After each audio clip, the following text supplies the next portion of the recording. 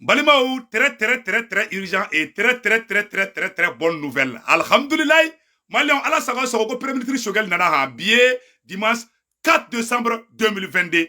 Alhamdulillah, ko anga premier ministre président Assimi bora ka décret fengé sa ya kala ortem na mena kala awne ambe je kala je ñogo fe. Ko premier ministre Choguel nana Malion bi dimanche 4 décembre 2022. Amanga président ñumam bafo noye maréchal Assimi Kangelentigi. Assimi ambi fo ame surasiw ambaw befo ame mali docteuru fo mali docteuru Choguel de banala Choguel ma boka taka furaka wala Choguel furakera mali kono di ama furake amata furake dugushila a furakera mali de kono o ba yira ka fo ko mali docteuru vraiment ko aka baraka tabulo ka info ka faka donc ko premier ministre Choguel ka segina alhamdulillah malion anyo information de soro vite fait donc ambe do ambe mali docteuru fo Amé Mali Mogoba Bela Jelifo, Ambe Befo, vraiment on est très content. Alors, Ortem Boraka Kalansan non, Amena Kala, Aune, Ambe Jekala Dinofe, ni Balmache Dobelina, ko Dr. Alay Bokoum, Amena Dr. Alay Bokoum ta, ko Chogali Segina, Alhamdulillah, Chogali ma Segi, Kanadorale, Chogali Segina de Kabena Malion Franyon kan, Amba Deli Befe, Ambegan Bolo di Nyoma, Ani Chogali, Anga Assimi Kisi, ko CDAO Mogo Fanako, Koni Ama Sorasu Bla, Koubena sanction ke Mali contre la Côte d'Ivoire mercenaire ou mabla Koube sanction ke Mali contre la akara joro fen kele me amogo wala bi o union sacrée di malien beka kono je anyogonye faso de nyuma bela jelen ka kono je anyogonye ka ira ka fo amago be union de la ambe yoron nabi amago te kelela amago te yongo chama samala amago be fen kele minabi abe fo de mako l'union sacrée autour du maréchal Assimi pour sauver le Mali malien awnine anga je anga ortem yere kuma kana me ko Chogali segina kana alhamdulillah Assimi ambi fo ame Maliki Diao fo ame Modibo Kone fo ame Sado Kamara fo ame Wage fo ame colonel Ablaye Maïga fana fo tuguni ame Ablaye Job fo ame Imam Imarou Diarra ambi fana fo ame gouvernement befo c'est une transition civilo-militaire amba befo hali bi angan tege di ñogoma. Plus on est unis, plus on est fort. Aounine, angadje, anga ortem kumakana me malion. Combien d'années il a flène en rola? Le président de la transition chef de l'État, vu la Constitution, vu la charte de la transition, vu la loi 2022-001 du 25 février 2022 portant révision de la charte de la transition, vu le décret 2021-0361 PTRM du 7 juin 2021 portant nomination du Premier ministre. Vu le décret 2021-0387 PTRM du 11 juin 2021 portant nomination des membres du gouvernement. Vu le décret 2021-0476 PTRM du 26 juillet 2021 fixant les intérims des membres du gouvernement. Décret. Article 1er. Le colonel Abdoulaye Maïga est nommé en qualité de ministre d'État, ministre de l'administration territoriale et de la décentralisation. À ce titre, il assure l'intérim du Premier ministre, chef du gouvernement, en cas d'absence, d'empêchement ou de vacances.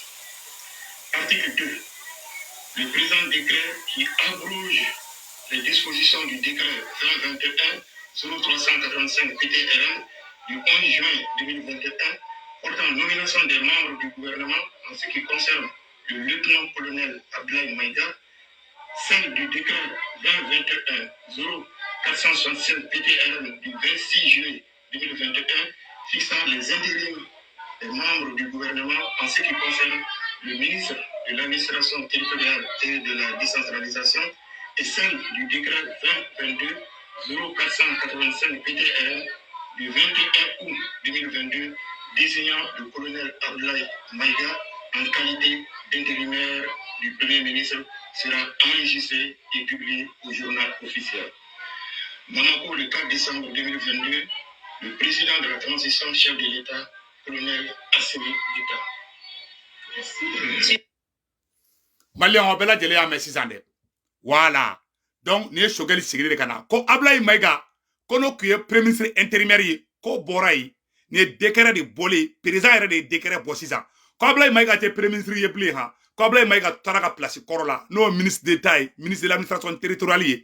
au cas ni ko ye Choguel sɔrɔ ala ka kulu wala batan dɔ na cɛ Ablaye Mayiga bɛ segin ka na mais alhamdoulilahi Mali docteuru a y'a yira de kaw fɔrɔlen bɛ mais Mali docteuru fo bilahi Choguel bɔra saya ni balo de cɛ a ma taa Turki a ma taa Faransi a ma taa Tunisie Mali docteuru a ye baara ɲumanba de kɛ ne bɛ mɔgɔ fɔlɔ min fo o ye Mali docteuru de o kɔfɛ n bɛ président Assimi fo n bɛ Modibo Kone fo n bɛ Maliki Diaw fo n bɛ Sadio Kamara fo n bɛ colonel Wage fana fo n bɛ colonel Ablaye Mayiga an b'i fana fo kosɛbɛ ani le ministre des affaires étrangères Ablaye Diop an bɛ Ablaye Diop fo an bɛ ministre bɛɛ lajɛlen fo le ministre de la justice Kasoge an b'i fana fo an bɛ gouvernement le ministre de la jeunesse Moussa Atayer an b'i fana fo aw bɛɛ de ye équipe kelen ye c'est une transition civilo-militaire ne ni mɔgɔ min bɛ ligne na sisan nɔ o ye n balimacɛ docteur Alaye Bokoum a bɛna détail dɔ di an bɛ conseil kelen di maliyɛnw ko CEDEAO wulila ko ni Côte d'Ivoire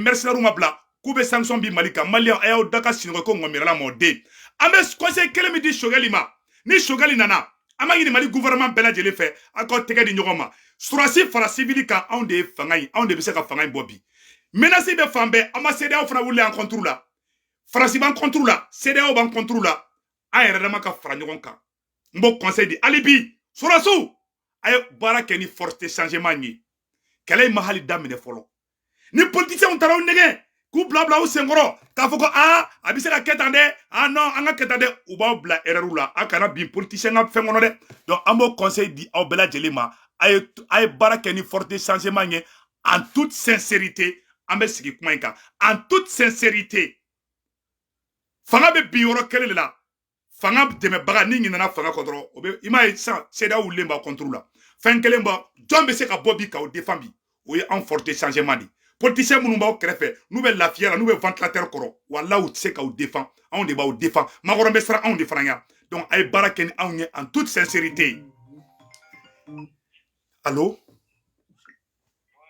ne bɛ vidéo de la quoi n bɛ ka tigɛ tigɛ n bɛ vidéo de la quoi je suis en direct ok bye donc n balimaw n bɛna docteur Alaye Bokoum ta direct la ko premier ministre Choguel sigira ala sago aw sago an bɛna docteur Alaye Bokoum ta san nɔ a bɛna détail di donc maliyɛnw ala de bi ye sini ala kale an bɛ docteur Alaye Bokoum ta san bi ye dimanche 4 décembre 2022 docteur Alaye Bokoum bɛ ligne na tout de suite voilà a y'a kɛ to docteur Alaye Bokoum bɛ nalen ko Choguel ni ye Choguel sigilen de ye maliyɛnw an bɛ ala fo allo docteur bonjour. C'est vous, bonjour, monsieur, c'est bonsoir. Bonsoir. An nisɔndiya kojugu a y'a kɛ soroba ɲagami ye tellement nisɔndiyalen bɛ docteur Alaye Bokoum maliyɛn bɛɛ lajɛlen tulo b'i la ko an ka premier ministre ɲuman n'o ye docteur Choguel Kokala Mayiga ye ko a décret bɔra k'a seginna ka na donc hakilinata min b'i la i bɛ se k'o fɔ maliyɛn bɛɛ tulo b'i la docteur Alaye Bokoum. Ouais, bon, Sekou. Wallahi n bɛ barikada de kɛ ala ye fɔlɔ. Ka barikada kɛ ala ye ka barikada kɛ an ka mɔgɔ ɲuman bɛɛ ye. Fɛn fɛn ani an ka maliyɛn bɛɛ cɛ ani muso. Surtout le vieux Bouye, Seko Lassana Kane, Mahi Ouattara, Doucouré, Yakuba Doucouré, comment on appelle la surtout Bilal, tous les marabouts, Haïdara Diko, tous ceux qui ont prié pour que le premier ministre Choguel retrouve sa plénitude dans sa force physique. C'est pas Hasiga Erema. Et mbe barikada fana Mali autorité nyema no ye Assimi Goïta. Wallahi Assimi kanga fo. Et les 5 colonels. Wallahi. Parce que bi an kumbe ka bi de kono pour que an ka kuma ka wasa ni hakili bala. Ni ko yi Choguel ka batterie ta les 0 la. Awo. Et mo ye fen sugu be fo. Wallahi dɔw yɛrɛ ko Choguel tara Turki dɔw ko tara Faransi dɔw yɛrɛ yɔrɔ bɛ fɔ ko Maroc Tunisie wallahi o fɔra ala barikala Seku ala y'an garijɛgɛ ka information ɲuman di maliyɛnw ma o ye tiɲɛ a kɛra bɛɛ kɛra ni ka page de wallahi a bɛɛ kɛra nin page nin kelen de sanfɛ nin y'a siɲɛ 4 nan ye a bɛ kɛ sababu ye ka ani fɛn fɛn bɛ kuma na aw minnu kɛra maliyɛn kumadaw ye aw minnu kɛra Mali kumada ye kɛnɛma ne kan bɛ aw ma tous les activistes merci les vidéomans tout le monde Nobala tout le monde quoi tout ce qui Amara Sita Amara Bakili mɔgɔ bɛ kuma Idrissa Minɛnta aw bɛɛ wallahi o ye tiɲɛ Gandi maliyɛn 84 tout le monde o tiɲɛ aw bɛɛ kan ka fo avec Baramike. Donc, en remerciant Assimi, je remercie les 5 colonels. Qui à ton affaire de fond malien. C'est que les 5 colonels Kabini Koinkera, jamais l'État malien a maillé comme on sait qu'un fuite sur information. Wallahi. Wallahi. 1. 2. Malien, nous avons récemment ni Mali médecin. Donc, nous confrères et surtout les médecins qui l'ont vraiment entretenu, même le personnel de la santé. Et puis, il y a quelques minutes rondo faraka. Docteur Ibara Munde Balabane mena. Shogali ka ni ko dona ka boala. Fo sur la Côte d'Ivoire kelengele mu flene et Ahmed Bagayo banadro taro banabagato sur liste avec idenga photo ta ka bonai. Shogali ni beke ka bo shogali photo ma bo ou mataka du ye ko beke ni surasi nunu wallahi surasi umba fu. Asimini Sado Kamara ni Maliki Diaw ni e Wage ni e Modibo Kone vraiment Anisado Kamara mba fu bilai. Mais profitez bi fana nika page parce que ala de otima bi mo la menenteke. Oche. Ala fana barka do idala comme beaucoup de gens aussi. Ouais, oche. Et c'est coup. Ko be kuma chaman fo. Oche. Karsa ni karsa mandi chogel ay atara yoro fladron. Ni mogo mi ene ka intervention ye 7 sur 7 capacité ka no ye bagayogo. Awo. Ce jour là j'ai dit chogel ka image follow. Mogo shita ye ni asimaye mogo shita ye malla nala sona mani asimte. Wallahu kera. Ama fo gansan. Oche. Abole en fana aketa yoro kelempe no ye sente o fana institution pour que malien ka don. O faut être institution ni nyonche faut être institution nyama ni nyonche. Wallahi. Ni yoro na memba Maliki Diaw fo kojugu. Wallahi me Maliki Diaw fo. Je salue le taciturne colonel Sadio Kamara. Wallahi. Et les grandes salutations au colonel grammairien Ablaye Maïga. Et il est devenu par ce même décret d'aujourd'hui ministre d'État. Ministre d'État chargé de l'administration territoriale, mais qui peut remplacer le Premier ministre en cas de besoin. Tu vois comment ils ont été prévoyants? Wallahi. C'est vrai que Togel Morochama Hakil la coupe n'a pas checké le nouveau Premier ministre. Non. Tu vois que le décret m'a délégué annulé. Wallahi. C'est ce que les gens doivent. Malien code de femmes. Ali Morocalano Bécanéville. Cabinet décret pour renforcer ça. Mais fait la publication qui est déclarée à 2000 sur le Wallahi. Parce qu'il voulait que le décret de Dekaboka, il faut que Togel est nommé. Togel, son décret du 7 juin existe. Voilà. Togel a nomination de décret ma boinde. Oro fa Malien ko famia. Voilà. Ils ont appliqué une loi. Loi Mimbe. Intérim Kofo. Au de loi Mintara au mois d'août, qu'a dit Ablaye Maïga qui est intérimaire, au de abrogera. Voilà. Oui, Bonya da Ablaye Kantouni, parce qu'il y a parce qu'il va mouiller Ablaye Kabonya, ni Allah, ni Adama de Yeremati, Allah de Bibonya. Oui, tiens. Kabini Ablaye Yerela, faut qu'on a ce bima. Amad, Hani Sokoma Dakele Mokosima Bla erreur là. Voilà, oui, tiens. Quelqu'un placita. Amayira. Ama ira kabe Shogel ka place no fe wala mo ira wallahi dernier temps la nia l'équipation mo mo be pampa ka nora ka photo ni fenta il est premier ministre national c'est pas un problème nia faut benya na ok vraiment bi baraka da e fana yeseku muna parce que mo chama anga kuma fode o chama kuma be fora neni e be mani activiste be wallahi wari dawma hani bi ni a me dobe ka check Keita ka critiquer un jeune là en train de me critiquer ko Togel ka vidéo man voilà ko Togel ka vidéo mani ani Togel li sekere ne ka doni aluma ne ka domo yala ama Ablaye Maïga kumbe ya Ablaye Maïga kumbe malla est-ce que anyo premier anya kumbani mi da colonel Ablaye Maïga ka bolé nation sinina malien bepora an bepora docteur Alaye Bokoum ere de nya coordinateur général mo mun tara colonel Ablaye Maïga kumbe o don munu be ka kule ko anye Togel ka vidéo mani o do olu kumbe woro jume faso de jugu mogo nganige jugu de do u te Mali fe u be fe ka diagwa division suna ngam be bora kata ama Ablaye Maïga kumbe nation sinna ne se ku tungara ne enjo Amerique police unya ngam beta Ablaye Maïga ngam beta tegera fa ku nation sinni dala ou bien u kan be faka mais ne mo ke Togel yo ngono ka Ablaye Maïga u te boka fode mais toujours u nganige de mayu u te Mali fe quoi ils veulent toujours créer la division adata mine seku mogo wara jalaki ko ibe ninke wari kama wallahi ba so atigi de balole mbala abana ne boku atonga waso doni parce que ne fana jogara me c'est vrai jogara no te waso de atonga waso doni ouais be waso seku tugara ali ne boku nin dara ka suno ko kanga lika kimo dormi bana tout le reste de ma vie Nala sonama ne te desenga d'arriver ça c'est déjà fini. Nala sonama. Ni inchallah ala kouke. À cause de mes parents, de mes amis et de Dieu. Ça c'est déjà classé. Voilà. Donc ne devez pas quelqu'un horoya la kasoro warite. Wallahi. J'ai fait 15 ans madala de la kabroka ali dorme flat donc même 10 000 francs. Afoka mede. Non, justement parce que les gens ne connaissent pas bidé à Fodoy. Voilà. Maintenant demain nala sonama Sogel Bebo, il y aura la passation de service. Natlalo anaka cabinet be barake. Donc c'est maintenant à partir des autres jours qu'à barake ton nous de continuer. Sogel il va à merveille. Et honnêtement Sogel ala c'est-à-dire mo mindo. Nine a fo mo nyana ne to tugu mo siko gasa. Voilà. Nene e an ko nyogondo amamede. Oche. Nyogondo. Crise militaire parce que ce jour-là tu ne savais pas que Mali be diko. Wallahi, wallahi au kera. Wallahi au tien.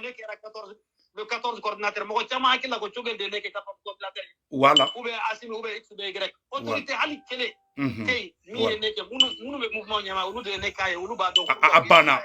Parce que vous êtes compétent et patriote. Vous êtes rassembleur aussi.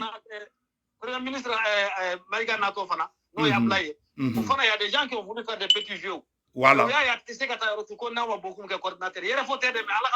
Voilà. Donc, honnêtement, quand ben fo mo be e ka page la mais min daranga kumana hali kuno hali fo ma dayna do bora journaliste do be no min be to barla ya gatla ka fo kale be fo kidal ba bi be na te balla ra kata kuma suku be fo malika wallahi ko ma ye fuka be galon tiga o de bayira ko anga état kera état sérieux wallahi non plus d'entrer dans les hautes fonctions de l'état wallahi administration ba entrer ta global wallahi o de bu la galon telaw wallahi wallahi oui tiens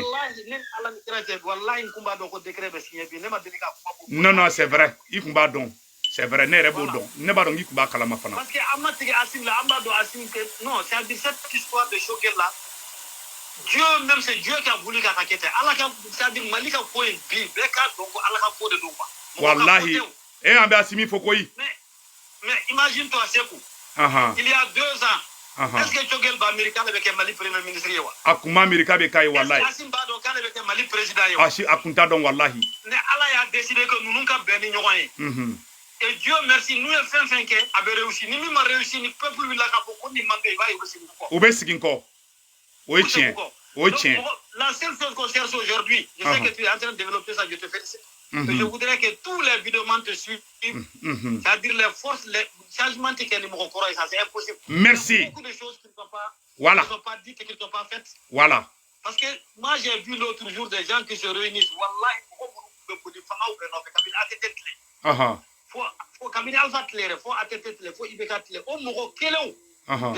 Quand do mine bi ka faut couper soutien que tradition. Ils n'ont qu'à faire attention. Moi beaucoup, les nyogona ba akele autant soro ni nyogona de. Voilà. Il faut que vous famille de. Donc, en tant que nous, les autres ne sont pas crédibles, non. Mais en venant dans le voilà. Voilà. Les forces du changement aujourd'hui, et puis forces du changement du M5 RFP, voilà. Esprit de nous. Voilà. Esprit de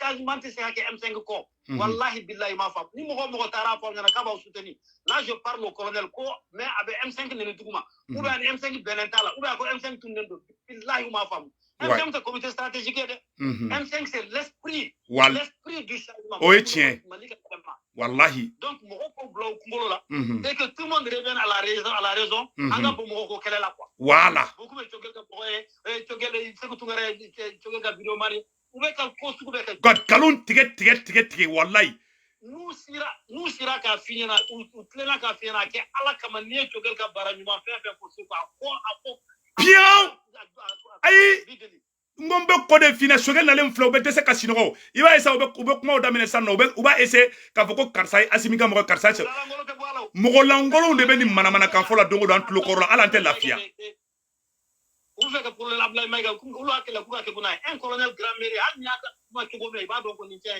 Ablaye Maïga kalanu no de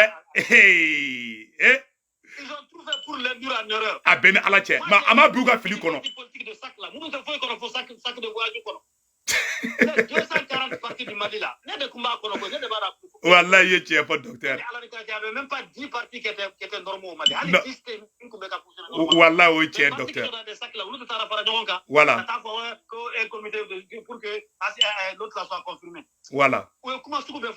Et puis, c'est eux qui créent la division. Ou bien, là, quand on a une division, quand on a un débat, on a une division. Ou bien, là, quand on a une division, quand on a le premier ministre qui est mal là, même de là, quand on a les Maliens, à peine à la tché. Wallahi. Premier ministre, ce qui m'a dit, qu'on a président Soutara, Kateme Sogalika. Après ministre, n'a m'a dit qu'on a follow.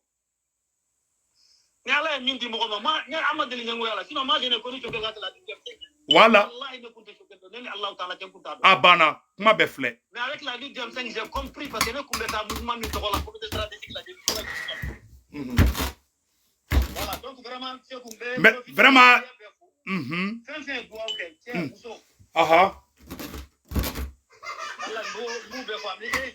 Vraiment, merci beaucoup. Il est patriote Nimambadi, wallahi.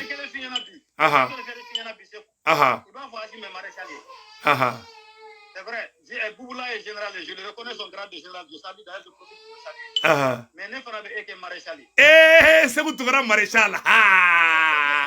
Ça, c'est une bonne nouvelle. Wallahi, bi Mali, il a fait un guerre, il va foutre la drogue pour les gens. Il a me souffle au-dessus de ce oh, tiens, Moussokoroba Chama, il va faire une Chokoroba Chama. Ni mo mi efla iba fa e ake ala kama ni ne boku yere efla ka pota na e ba ro chere se kutu ngara yo non ça c'est clair c'est comme ça que je fonctionne wallahi wallahi wallahi vraiment merci beaucoup voilà il est revenu c'est vrai que décret de kalancho la mogote chama de ko la vérité c'est que voilà on se fait trop le nimpo ina parce que alega décret qui est du 7 juillet à Maboyo donc ok, merci. Ok, merci beaucoup. Vraiment, merci beaucoup. Donc, Malien, on a dit mais ça non. Quand le Premier ministre Chogali Sigira à Wassalemba, à Noroyalemba, allez Chogali, allez Sogmana, Chogali Kumbere Chafumana, Chogali Wologi ko Duru de Kabi, Yann Degara Kabofolo. Ah, Barabana Malien, peu. C'est ça. Amena Dokma Bagrouba de la Sam. Malien, ko CDAO Morobeka Mali de menacer bi. Aïe kadama, aïe vidéo ronin tiakachi président Assima. C'est très urgent. Malion, bien dimanche 4 novembre et 4 décembre 2022. Ko CEDEAO mogo wulembe, koni Côte d'Ivoire mercenaire mabla, koubena Mali, koube sanction bi Malika, ko keleme ko CEDEAO keleme ka force d'intervention dans les glands, ka sorasi do glands, koni kurta beke dugumina, koube ta intervention militaire ke. Malion ayaw dakas chinois au kana paniquer. Wallahi nous tse ka foyi ke Mali la. Ni CEDEAO ni mogo bolé, ni djugu sele assimila dongo do. On va dire que Assimi est malien janfadi.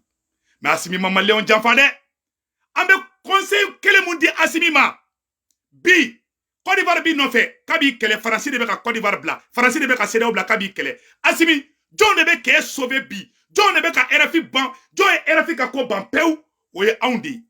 Oye Gandhi malien. Oye Kati 24. Oye Segou Toumara ye. Oye Ben le cerveau ye. Oye Amara Sira. Jury chercheur ye. Activiste chama. Ngemu tofo, mamun tofo. Aonde wulembe bi. Aonde be ka ou défend bi. Ka Francis jatre. Makoro jatre ko jugo ka kale beta media kura do créer. Makoro ma fo kale be ka sra siminya. Makoro ko kale be ka sra. Mali video manu nenya. Assimi barake en toute sincérité. Ayo somoro sembo politique la. Président Assimi messigaka. Ni jugo sele ila. Oba ira ka foko namara be fanga kono ante fe ka bi namara ka namara be do fanga kono chogo jume ni ibalma otakubla devant les forces du changement ou be ki teru ou be ki kerfa mo do bla en première ligne président ya ki a be bina be malula malin kono président Assimi ambe fe ka ke Afrique Sunjata di président Assimi ambe fe ka ke Afrique Nelson Mandela di président Assimi ambe fe ka ke Afrique Modibo Keïta di président Assimi ambe fe ka ke Afrique Vladimir Poutine di ame fait ikatoy ikana boy fen kelembato président Assimi e ka fri kene esoro ika fangala oye walu nyuman dondi président Assimi akli to ron na de tle fla na nyabara to ko be ka tien ambado inote ne ba Assimi dogonu don ne ba Assimi koromuso don ne ba Assimi somogo don ani mume fani bala de komo parce que balma do ka cha mais ibalma do beka taka ibalma do beka fa ki ibalma do beka taka ko korsendaw ka fendo be no ki ibalma do beka taka fendo ke nete fa kanda do a fena ne be conseil mundi ça concerne premier ministre Choguel i natola filɛ nin i hakili to i yɛrɛ la aw kana nana balimaw ye dɛ Choguel kana na ni balima ye premier ministre Choguel a y'aw balimaw sen bɔ a la Maliki Jaw a y'aw balimaw sen bɔ fanga in na n'a y'a balimaw bila devant na maliyɛnw bɛ tigɛ aw la n bɛ ka tiɲɛ de fɔ aw ɲɛna walayi ni Alahu Taala cɛ mɔgɔ président o président y'a kɛ bilahi a bɛɛ binna mɔgɔw banu na k'u cu kɔfɛ maliyɛnw t'o fɛ maliyɛnw ɲɛ yɛlɛlen b'o ko ma dɛ o ye ne ka conseil ye ka ɲɛfɔ aw bɛɛ lajɛlen ɲɛna aw ka di ne toro walayi ne Ala na kira cɛ ne tɛ fɛ fɛn k'aw sɔrɔ mais jugu ani Faransi ani mun bɛ kɛlɛ bi ko Faransi kɛlɛ in ma hali daminɛ fɔlɔ Asimi e bɛ fanga in kɛ hali ne ye san 50 kɛ Mali fanga la ani Faransi ka kɛlɛ ma ban fɔlɔ pour que Faransi kana se Mali la Faransi kana se Asimi la baara kɛ ni forte changement ye a bɛ taa IBK minɛ don min na aw ni anw de taara IBK minɛ mais nomination bɛ ka kɛ bi an ka mɔgɔ caman tɛ ka taa dɛ a 80% bɛ y'aw yɛrɛ kanubagaw de ne b'o tiɲɛ fɔ bi pan a y'aw kɔfilɛ aw ni anw ka baara kɛ i n'a fɔ ATT ni ADEMA ye baara kɛ cogo min na n'aw taara ni yɔrɔ fangelema ye n bɛna exemple kelen di aw ma Asimi ni seri ka fanga in kɛcogo la bilahi e bɛ Mali mara Maliki Jaw bɛ tila ka kɛ président ye Modibo Kone bɛ tila ka kɛ président ye Sado Kamara bɛ tila ka kɛ président ye Colonel Wage bɛ tila ka kɛ président ye n'aw sera fanga in kɛcogo la pour que o ka kɛ dɛ a y'aw somɔgɔw sen bɔ nin ko na pewu pour le début a ye baara kɛ ni faso den ɲuman minnu bɛ ka bɔ ka kule fasoden ɲuman minnu kɛlen bɛ ka RFI bali ka sinɔgɔ fasoden ɲuman minnu kɛlen bɛ ka Makɔrɔn bali ka sinɔgɔ a ye baara kɛ n'olu n'an ma baara kɛ n'olu n'an n'olu fɔra ɲɔgɔn kɔ dɔrɔn a b'aw fanga bi n bɛ ka tiɲɛ de fɔ an ɲɛna bi o ne ka conseil ye jugu bɛ ka gɛrɛ na trop jugu gɛrɛ ka jɛ et puis aw ka justice yɔrɔ est réglé a ka rassemblement kɛ autour de tout il faut pas qu'aw balima dɔw kana dɔrɔn ka n'i cun an kan dɔrɔn ka taga mouvement dɔw créer parce que an ɲɛ b'o kunun fana natɔla na quoi il faut k'an ko tiɲɛ fɔ ne tɛ fɛ ka da détail la sinon a prévu bɛɛ bɛ ne tigɛ kɔnɔ faut pas qu'aw balima dɔw ka na à la dernière minute minnu ma kɛlɛ kɛ parce que aw balimaw don olu kana dɔrɔn ka n'i cun an kan ka taa mouvement parallèle dɔ créer ka na devant ta n'a y'a kɛ dɔrɔn o ye farali de o ye divorce de kɛtɔ la ni fort de changement cɛ n'o kɛra hali ni fort de changement m'aw kɛlɛ Ala t'a tɔw da dɛ i bɛ farafin caman bin a bɛ bin nin cogoya dɔrɔn de la n bɛ ka tiɲɛ de f'i ɲɛna dɛ ATT nana ATT ye tile transition kɔnɔ na maliyɛnw kasira ATT an bɛ na yen nɔ depuis ATT denmuso bɔra don min na ka miliyari fêter maliyɛn bɛɛ ko k'an tɛ ATT fɛ bilen maliyɛn t'o fɛ quoi maliyɛn ɲɛ yɛlɛlen b'o ma quoi maliyɛn tɛ sɔn i kana fanga ta k'i balimaw ta ka u bila point stratégique la ni maliyɛnw y'a don Asimi kangari da i cousin ye koyi i cousin bɛ ka wuli fan bɛɛ dɛ u bɛ ka tigi ka fanga tɔgɔ cɛ dɛ président Asimi kuma ni cousin ye i cousin de don dɛ i dɔgɔnin tɛ i kɔrɔkɛw taw tɛ jamu kelen ye mais balimaya jurujan de don u bɛ ka trafic d'influence de kɛ ni Asimi e tɔgɔ ye an b'a bɛɛ kalama an b'u tɔgɔw dɔn an b'u jamuw dɔn an tɛ fɛ ka kuma di an bɛ kuma entre nous ne kumana ji jukɔrɔ mais ne b'a fɔ bi en toute sincérité aw balima jurujan dɔw bɛ yen olu bɛ ka trafic d'influence kɛ u y'an bɛɛ den kɛrɛfɛ et qu'est-ce qu'ils font encore u b'a essayer ka an ka activiste dɔw wele k'olu corrompu pour que olu ka an tɔw kɛlɛ ka farafarali kɛ n'an farala bi jɔn de bɛ fara ɲɔgɔn kan bi ka Mali sauver bi aw kan ka anw kala di aw kan ka miseli de ta k'anw kala bi mais aw balima fɛn fɛn bɛ na n'u ma baara kɛ ni fort de changement ye o kɔrɔ k'a fɔ k'u bɛ u yɛrɛ ka intérêt de nɔfɛ u tɛ aw ka fanga nɔfɛ n bɛ ka tiɲɛ de fɔ aw ɲɛna bi dɛ i ma Afrique bɛ bi dɔwɛrɛ tɛ balima dɔw bɛ na hali ni taara ka taga hali ni entreprise dayɛlɛ Afrique mɔgɔ jumɛn bɛ i ka baarakɛyɔrɔ ci mɔgɔ jumɛn bɛ i bila kɔfɛ k'i ka diɲɛlatigɛ tiɲɛ i balima de don hali n'i to Amérique ka wari ci i somɔgɔw ma k'a ka so jɔ ni min kɔlɔsi a b'a wari bɛɛ dun Asimi a y'aw kɔlɔsi aw somɔgɔw la Maliki Jaw a y'aw kɔlɔsi aw somɔgɔw la Sado Kamara a y'aw kɔlɔsi aw somɔgɔw la n bɛ ka tiɲɛ de fɔ aw ɲɛna bi mɔgɔ caman tɛ nin fɔ an na minnu bɛ namina dɔ hali ni bɛ ne balo wala ne bɛ tiɲɛ f'i ɲɛna ne tun bɛ tiɲɛ fɔ hali n fa yɛrɛ ɲɛna awa ne bɛ ka kuma mun fɔ aw ɲɛna a y'aw somɔgɔw sen bɔ a la a ka danaya kɛ aw ni fort de changement cɛ n'a ko k'aw tɛ da mɔgɔ la fo aw ka carré kɔnɔ mɔgɔw ou bien aw somɔgɔw a bɛ fanga in bilahi talahi a bɛ fanga in a b'a bin dɛ n bɛ ka tiɲɛ fɔ aw ɲɛna dɛ parce que minnu n'aw jɛra ka kɛlɛ kɛ olu tɛ se ka den kɛrɛfɛ o une révolution ratée est une bombe atomique n bɛ ka tiɲɛ de fɔ aw ɲɛna minnu ye kɛlɛ in kɛ aw ka na bi c'est des vraies révolutions des vrais dignes fils de ce pays n'a olu den kɛrɛfɛ aw cousin dɔw ka wuli ka mouvement dɔw créer u tɛ ka tugu mɔgɔ wɛrɛ kɔ fo mɔgɔ minnu ni maliyɛnw t'u fɛ mɔgɔw tɛ maliyɛn dɔw fɛ bi aw somɔgɔ caman de bɛ ka na a bɛ se ka kɛ Asimi ta kalama yɛrɛ mais aw somɔgɔ caman bɛ ka na bi dɛ u bɛ ka na ni vitesse ye dɛ an t'u dɔn maliyɛnw t'u dɔn u ma taa boulevard la u ma gabakuru fili mɔgɔ si t'u dɔn u bɛ ka bɔ ko dɔw ye Asimi cousin ko dɔw ye Maliki Jaw cousin ko dɔw je ne sais pas a mɔgɔ dɔw bɛ ka bɔ dɛ muso bula cɛw bula ne ke nin ta fɔ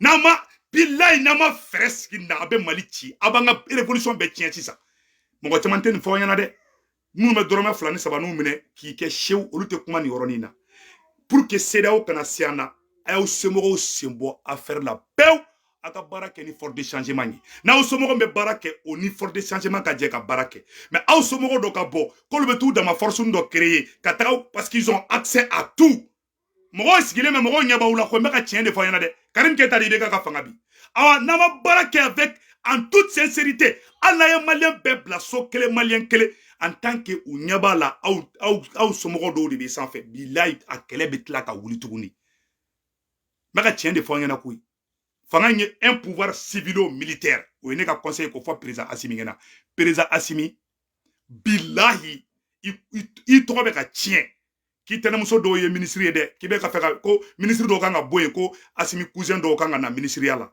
kana kɛ dɛ Assimi kana ministre falen somɔgɔ la dɛ Assimi a ye nɔrɔ tigɛ ka cɛ Assimi kana sɔn u ka ministre dɔ falen e somɔgɔ dɔ la Assimi n'i y'a kɛ bilahi maliyɛnw bɛ commencer ka ban i ye n bɛ ka tiɲɛ de f'i ɲɛna cɛ mɔgɔ de sara boulevard kan bilahi i ko kana ɲɛ koyi ka n'i somɔgɔ ta k'i bɛ bila ministre la bilen dɛ i tɛnɛmuso dɔ bɛ yen nɔ mun bɛ ka na ni casque ko Dayiru Danbɛlɛ y'i bɛnkɛ de ko Dayiru Danbɛlɛ muso de bɛ yen an ɲɛ b'o fɛn ninnu caman na an tɛ kuma Assimi n'i sera fanga in minɛ cogo la hali n'i ko i muso ka kɛ Mali président ye walahi an tɛ ban ma mais président Assimi an bɛ conseil mun fɔ i ɲɛna i somɔgɔw sen bɔ politique la baara kɛ parce que aw caman somɔgɔw ye RPM de aw caman somɔgɔw dɔw ye RPM ɲɛmɔgɔ ye dugu dɔw la an b'a bɛɛ kalama RPM ni Adema aw caman somɔgɔ caman b'a la ne b'a bɛɛ kalama a bɛɛ dossier bɛ ne bolo mais ne tɛ kuma di ne bɛ ka kuma ko de k'a fɔ de parce que ne ye baara kɛ ji jukɔrɔ ne ɲɛ b'a la a tɛ ka dabila de ne b'a fɔ dɛ ne ta tɛ menacer ne ta ye k'aw dɛmɛ de parce que ne tɛ fɛ maliyɛnw ka tigɛ aw la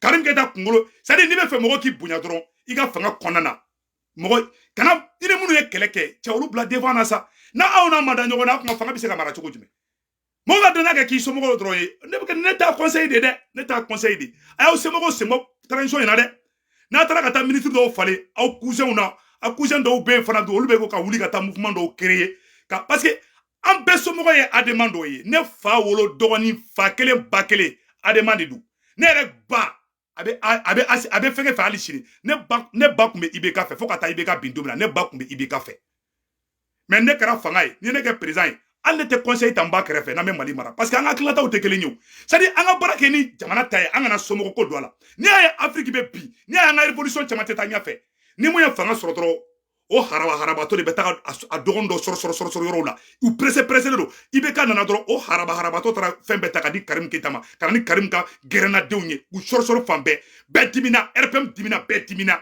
fort de changement nomination min kɛra a ka ca nomination 2000 ni kɔ ye nomination à 80% bɛɛ aw kɛrɛfɛmɔgɔw de an ka tiɲɛ fɔ CEDEAO bɛ ka wuli dɛ awa crise post électorale fana bɛ na n'an ma nin sira bila ni élection kɛra 2024 ni tɔw ma intervention militaire kɛ k'aw gɛn a ka fɔ ma ko tout ɲamɔgɔden tatɔ filɛ nin ye parce que mɔgɔ bɛ transition kɔnɔ bi n'a binna ka d'u ye tellement u jigila tigɛra n bɛ ka tiɲɛ de fɔ ne de bɛ n ta fɔ parce que ne kɔnɔ jɛlen don ne b'a Assimi fɛ ne tɛ fɛ Assimi ka bi ne Seku Tunkara n'i y'a ye n bɛ nin bɛɛ fana fɔ n b'a fɔ ka da kan ne Seku Tunkara ka laɲini tɛ dɔwɛrɛ ye ni Assimi bɔra présidenya la Maliki Jaw kana ka kɛ président ye ni Maliki Jaw bɔra présidenya la Colonel Wage kana ka kɛ président ye ni Colonel Wage bɔra ye Kamara ka kɛ président ye ne bɛ fɛ aw mɔgɔ duuru bɛɛ ka présidenya kɛ kelen ala ɲɛ bɛ ŋaninge la aw hali sini ne ka candidat de Assimi ye mais Assimi pour que maliyɛnw tɔ ka da i la maliyɛnw k'i kɛ i ma Paul Kagame Rwanda président Paul Kagame mun y'a to Rwanda bɛ Paul Kagame bonya Paul Kagame nana président la Paul Kagame muso cousin a ye marifa ci a la k'a ye jamana nafolo suɲɛ Rwanda ko k'a ye k'an bɛ sa i nɔfɛ u bɛ ka Paul Kagame bato Rwanda ko kuranɛ parce que a yɛrɛ somɔgɔ a ye faso nafolo suɲɛ a yɛrɛ burankɛ a ye marifa ci a la ka faga non ko n'a somɔgɔ min nana suɲɛli la k'o ka justice ka minɛ ka faga mais Assimi e ka justice bɛ ka mɔgɔw tɔɲɛ don o don an bɛ ka fɔ e yɛrɛ dɛmɛbagaw e ka justice bɛ k'olu tɔɲɛ u bɛ ka maliyɛndenw tɔɲɛ maire de Sitakili maire lajɛ a bɛ kaso la tɔɲɛlen bɛɛ n'i bɛ fɛ jugu kana se i la i jija hakɛ bɛ ka jugu ni diɲɛlatigɛ fɛn bɛɛ ye Assimi ne te fait i ka nogo Assimi ne te fait hake ki soro mo be tuiko Assimi viva Assimi Assimi nyogote ate foi fodro dunu ni bala fo na figi de do tangi na de do awane segu tungara toyi ani bene balo ne be tien fingina ne be tien fo fangena ne be tien fo bangena dans le respect i kanu de bene la oda tombe kani kuma info te ka fo ki to tien parce que ani koko mogo do kani fo ne chibla abe kalo nani bobi ne abala Soratine chama somogo be kana ni force yi ne ba kella ji chukoro debi ne tera malla ne a force trosu yere ngena ngayo somogo sembo politique la nya fo debi malila tienfolo maka gode tienfolo maka go ko bokasa ri ba fe bon Francis service secret o be malila u nyebe ni bela u ba do mogo do dimine transition koro seda mogo nyeba aw sigilen be fanga imbe na masa farade kan aya akili to yere la an ba o fe mais tena fana te ka aw ne na wusura aw ne be bobbi seda o be fe ka o kele bi aw somogo teye aw cousin teye ala ka aga mogo cité bon munu me bo ka aw défend ka Francis jatike ka Macron tese ka sinogo o de be lebu ka ta kaso la pendant que aw ka gernandon ou be aw somogo do be ka i da lafiani yere la che o hage de guy o hage de ay bo lin kono ne ta la di kan torodi ne ni ala anakra che ne se woni kurone che ne te ka dabo ka utoko che ne be ka dabo ka alerte de dawma obe filisra badika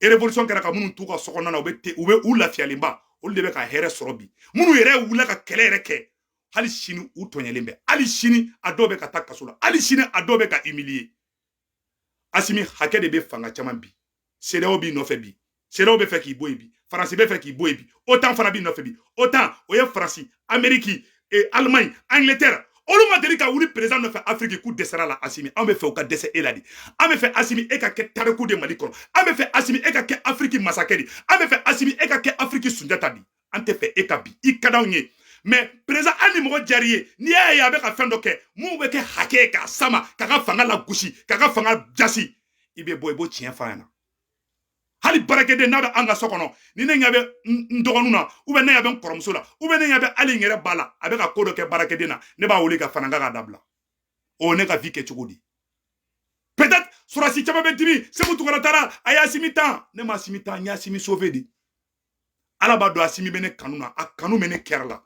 Mais ce qui se passe n'est pas bon, n'est pas normal, ce n'est pas bon pour l'image d'un président libérateur. Ce n'est pas bon. C'est clair et net. Alors, ceux qui ont fait ce combat, les vrais dignes fils, travaillaient avec eux. Dans la élection, avec crise post-électorale créée, mais qu'à tiens des fois, on a distancé, on a côté Kenabi. C'est là où le Tchoko me fait Aokama. Nanya an be an bolo croiser an ma défend. Nous ma wulika, nous ma mali be tia no fa ka fuma ko tout dans mo di. Magoro be sra an de dabaranya. Magoro ma fa ka be sra simiya de. Magoro be sra sebu tungara de nya. Magoro be sra ben de cerveau de nya. Magoro be sra amara sila juri chercheur de nya. Magoro be sra jonya be sra docteur Alay Bokoum de nya. Be sra yere wolo debu sra parler. Be sra M5 RP de nya. Magoro jatelika dese kasino o victoire et gloire. Yere wolo debu sra par M5 RP. Correment de docteur Aboubacar Sirgi Fomba. Makoro be sran docteur Aboubacar Sirgi Fomba dinga. Abseka ga mingi na toko do kode. O korote ko olute. Makoro be sran on dinga, makoro te sran e Assimi. Donc e na onde be fengelina. On de be ke sauver. Aw somogo chite ka sauver. Aw somogo dabanga fangala. C'est la pure et simple vérité. Ne ba fo de, chamanta fo parce que chaman nata ba okan. Ne ba fo an naga sura mo be fenkeni. Wala ne be tien finira. Maka tien de fanyana de. Ane teke saraya tout mo sur la bas sur les mensonges ne bi deme tien de kan aya usomoro a usimbo fangaina sogel na tolon fleninge ante sogel ko ambe Assimi ambe de ko ambe Mali de ko ça c'est clair comme l'eau de roche ani elebe barake nous y negen parce que ni aye nyagami taman dona folo jugu kunti ka kuma mais muna bi jugu be kuma parce que nyabala au parce que ibe na ni somoro do ibita soro o RPM mogo do e ibi somogo do febita soro RPM mogo doy ne re somogo e adima mogo doy ne re bayi RPM ne fanichini o e adimai mais ne to parti chife ne nana fangala ne fanichini mi adimai ate garane ka fangala ne fanga soro al ne ba ate garane ka fangala parce que ale RPM ça dit il faut nga barake no mentalité ma nga barake ko ne nana ko fo nga somogo be gere e somogo ne ka mentalité tekele ma Karafi bina olila Karafi re burange a ben ala te Karafi burange da trai Karafi burange aya blakana ka ke ambassadeur Amerikia domina wula Karafi na fa Karafi re buranga de wula kate Karafi re koli iri mo do be bo kono kilin kono wala ti fe a benala che awani Afrique ambe bi am bini be bo ayre so an re so no mo de o le be bo na nga sekero ka di juguma africain jugu folo aba ayre siso de kono c'est clair comme l'eau de roche que Dieu bénisse cette transition akambe